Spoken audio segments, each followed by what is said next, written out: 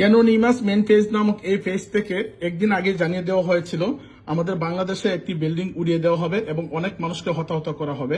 এই দেখেন, আমি এই পেজ থেকে পরবর্তী পোস্টে যাচ্ছি। হ্যাঁ, পরবর্তী পোস্টে হচ্ছে বাংলাদেশের যে মাইলস্টোন স্কুলে যে বিমান বিধ্বস্ত হয়েছে, বিমান বিধ্বস্ত হওয়ার পরে তারা আবার 4 ঘন্টা আগে যে আপডেট দিয়েছে। আগের পোস্টটি আপনারা যেটা দেখেছেন সেটা হচ্ছে একদিন আগের পোস্ট। তারা 4 ঘন্টা আগে আপডেট দিয়েছে এবং তাদের পেজে হচ্ছে এরকম অসংখ্য আপডেট আছে।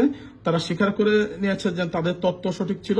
একদিন আগে এই যে মূল পেজটা আপনারা দেখতে পাচ্ছেন, একদিন আগে তারা আগাম সতর্কবার্তা দেওয়া হয়েছিল যে বাংলাদেশে একটা বিল্ডিং উড়িয়ে দেওয়া হবে এবং হচ্ছে ঠিক বাংলাদেশের যে বিমান বাহিনীর যে বিমান বিধ্বস্ত হচ্ছে মাইলস্টোন স্কুলে, সেই মাইলস্টোন স্কুলে বিমান বিধ্বস্ত হওয়ার পরে তারা দেখুন এই যে 4 মিনিট আগে আরো একটি পোস্ট দিয়েছে, তারা pray for those in India and Bangladesh.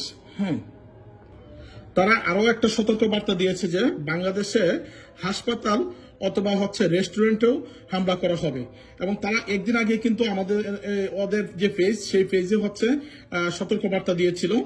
আজকে আবারও সতর্ক বার্তা দিয়েছে, দেখেছেন হাসপাতাল অথবা রেস্টুরেন্টে হামলা হবে। ইতিমধ্যে কিন্তু মাইলস্টোন স্কুলে হামলা করে হচ্ছে শত শত শিশুদের, স্কুল ছাত্রীদের হত্যা করা হয়েছে।